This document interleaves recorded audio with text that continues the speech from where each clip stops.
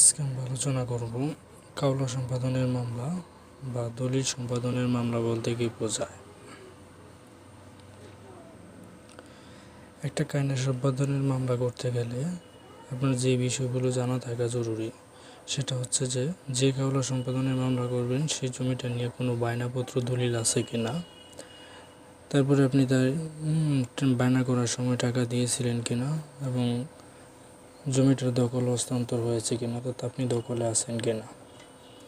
3 নম্বরে হচ্ছে যে লিখিত চুক্তি হয়েছিল কিনা, আর হয়ে থাকলে ওই চুক্তিটা রেজিস্ট্রিকৃত কিনা এবং কতদিন আগে জমিটা ক্রয় বিক্রয় করা হয়েছে।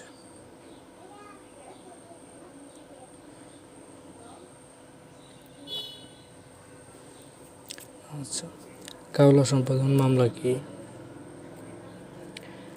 আপনি জমি বা ফ্ল্যাট কিনতে বায়না করেছেন, টাকা দিয়েছেন, কিন্তু বিক্রেতা এখন সাব রেজিস্ট্রি অফিসে গিয়ে কাওলা দলিল রেজিস্ট্রি করে দিচ্ছে না। তখন আদালতের মাধ্যমে বিক্রেতাকে বাধ্য করে দলিল করে নেওয়া, এটাকে কাওলা সম্পাদনের মামলা বলে। আমি যদি আবারও বলি, অর্থাৎ আপনি একটা জমি কিনছেন এবং কিছু টাকা বিক্রেতাকে দিয়েছেন এবং দেওয়ার পরবর্তীতে ওইটা আপনাকে এই বায়নাপত্র দলিল রেজিস্ট্রি করছেন। এখন কোনো কারণে বিক্রেতা আপনাকে জমিটা দলিল করে দিতেছে না, তখন হচ্ছে এই কাওলা সম্পাদনের মামলা করা যায়।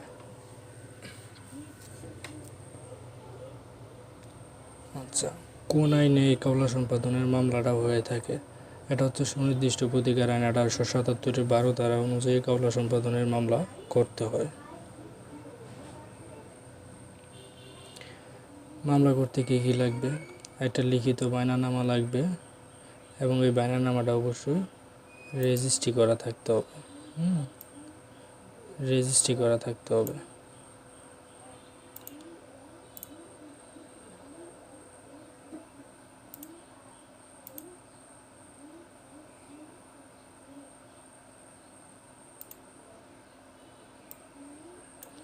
বায়নাপত্রটা অবশ্যই রেজিস্ট্রি করা থাকতে হবে।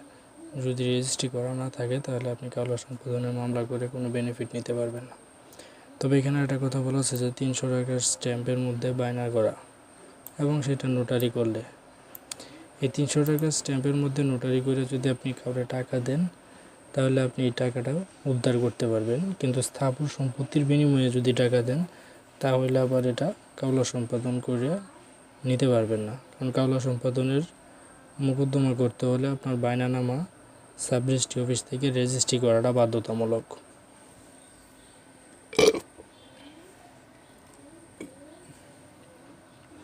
তারপরে বলছে যে বায়না করার টাকা দেওয়ার প্রমাণ।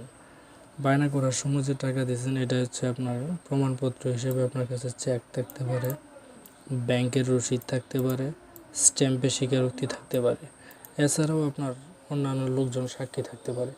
তো এই সাক্ষীগুলো যদি থাকে তাহলে মূলত হচ্ছে আপনার টাকাটা উদ্ধার করা নেওয়া সুবিধা হবে। কিন্তু আপনার যদি স্পেসিফিকলি আপনার জমিটা তার কাছ থেকে দলিল করে নিতে হয় তাহলে অবশ্যই বায়নাপত্র দলিল রেজিস্ট্রি করতে হবে।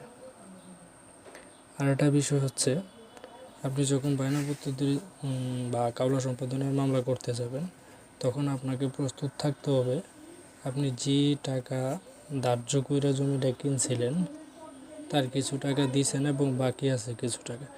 যে টাকাটা বাকি আছে এই টাকাটা অবশ্যই আপনাকে দিয়ে দেওয়ার জন্য প্রস্তুত থাকতে হবে।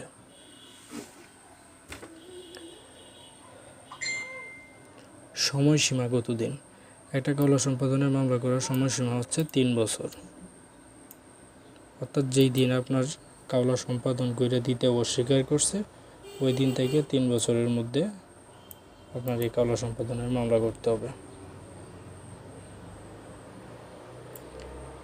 ঠিক আছে?